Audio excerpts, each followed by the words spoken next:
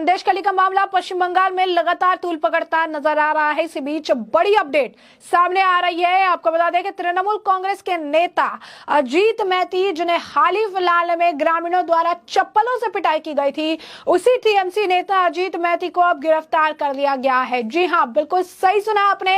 पश्चिम बंगाल के संदेशखाली में जमीन हड़पने के मामले में तृणमूल कांग्रेस के नेता अजीत मैती को गिरफ्तार कर लिया गया है। एक अधिकारी ने कहा कि ग्रामीणों से जमीन हड़पने के आरोप में उत्तरी 24 परगना जिले में टीएमसी नेता को पकड़ा गया है। उन्होंने बताया कि फरार टीएमसी नेता शाहजहां शेख के करीबी सहयोगी माने जाने वाले मैती को रविवार शाम को एक व्यक्ति के आवास से गिरफ्तार किया गया। बताया जा रहा है कि ग्रामीण द्वारा पीछा किए जाने के बाद मैती ने बचने के लिए खुद को उस व्यक्ति के घर में 4 घंटे तक बंद कर लिया था। पुलिस अधिकारी ने यह भी बताया कि ग्रामीणों से जमीन हड़पने की शिकायत मिलने के बाद हमने उसे गिरफ्तार कर लिया है। हम उसे अदालत में पेश करेंगे। उन्होंने बताया कि 70 से ज्यादा शिकायतें मिलने के बाद पुलिस ने शाहजहां शेख के खिलाफ एफआईआर दर्ज की है। पुलिस अधिकारी ने कहा कि ज्यादातर शिकायतकर्ताओं ने दावा किया है कि शाहजहां शेख उनकी जमीन पर जबरन कब्जे के साथ ही स्थानीय महिलाओं का यौन उत्पीड़न करता था। बता दें कि बवाल बढ़ने के बाद से ही शाहजहां शेख लापता है। जमीन हड़पने और स्थानीय महिलाओं के साथ दुष्कर्म के आरोपी शाहजहां और उनके समूह के साथ कथित संबंधों को लेकर गुस्साए ग्रामीणों ने कुछ दिन पहले मैती पर हमला भी किया था। पुलिस की यह कार्रवाई टीएमसी प्रतिनिधि मंडल के रविवार को लगातार दूसरे दिन अशांत संदेशखाली का दौरा करने और ग्रामीणों की शिकायत सुनने के बाद हुई।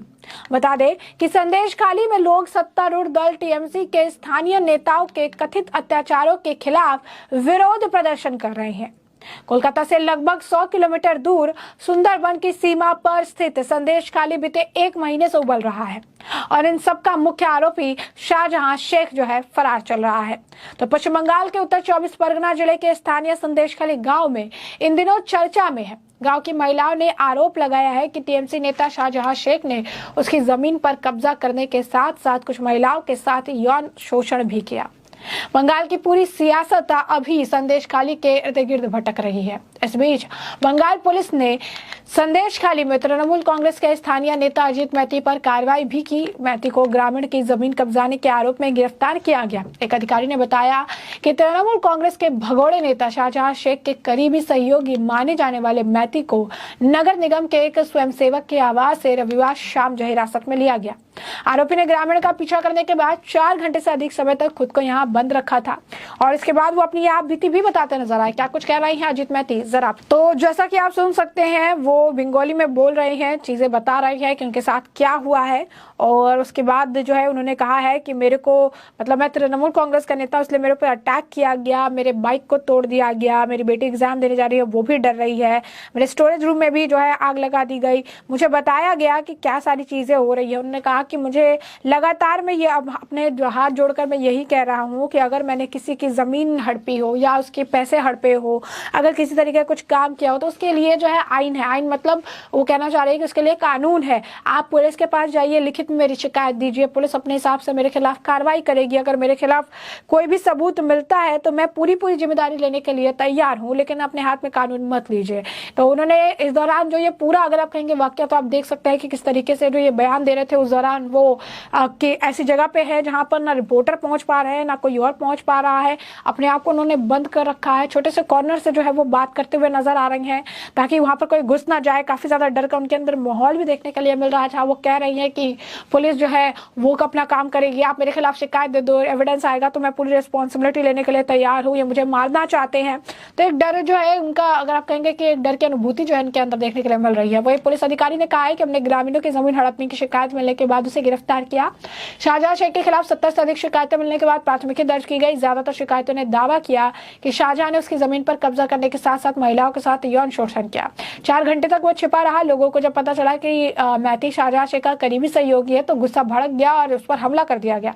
1 घंटे से 4 आपको बता दें घर में 4 घंटे तक छिपा रहा तृणमूल कांग्रेस के प्रतिनिधिमंडल ने लगातार दूसरे दिन संदेशखाली का दौरा किया और सत्तारूढ़ पार्टी के स्थानीय नेताओं द्वारा कथित अत्याचारों के खिलाफ प्रदर्शन कर रहे ग्रामीणों की शिकायतें सुनी, जिसके बाद पुलिस ने कार्रवाई की।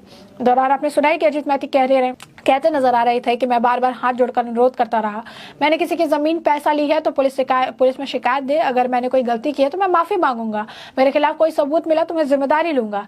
तो ये सारी चीजें है। वही आपको बता दें कि दिलीप घोष जो है बीजेपी नेता है, संदेशखाली घटना पर भाजपा के सांसद दिलीप घोष कह रहे थे कि संदेशखाली में जो हो रहा है सिर्फ ट्रेलर है, इसी तरह की घटनाएं पश्चिम बंगाल के हर गाँव में होने जा रही। ममता बनर्जी जो है टीएमसी के नेता शाहजहां शेख को बचा रही है। सभी टीमों और प्रतिनिधिमंडल को संदेशखाली जाने से रोका जा रहा है और ममता बनर्जी को लगता है कि इस तरह से घटना को वो दबा सकती है, लेकिन ये संभव नहीं है। बता दें कि अजीत मैती की अभी हाल ही फिलहाल में जो महिला है, जो ग्रामीण की महिला थी, जो लोग थे, उन्होंने चप्पलों से पिटाई का वीडियो भी तेजी से वायरल हुआ था। यही नहीं, उनके जो एक और जो घर था, जो फार्म घर था, वहां पर भी आक्रोशित लोगों ने जो है आग भी लगा दी थी और अब इनकी जान पर बन पाई है, जहाँ पर वो खुद हाथ जोड़कर लोगों से माफी मांगते नजर आ रहे हैं। आपको जो ये पूरा मामला है, ये बड़े विस्तार से बताया कि पूरा मामला क्या है, किस तरीके से तृणमूल कांग्रेस के नेता और शाहजहां के करीबी अजीत मैती को पुलिस ने गिरफ्तार कर लिया है और अजीत मैती का जो है बयान सामने आया है, जिस तरीके से चीजें वो कह रही है। और अब ये संदेशखाली मामले में पहली बड़ी गिरफ्तारी जो है बताई जा रही है। इसके बाद अगला नंबर शाहजहां शेख का बताया जा रहा है, जो इस वक्त फरार चल रहा है। तो ऐसे में अब इस पूरे मामले पर आपकी भी जो राय हो हमें कमेंट सेक्शन में कमेंट करके जरूर साझा करिएगा।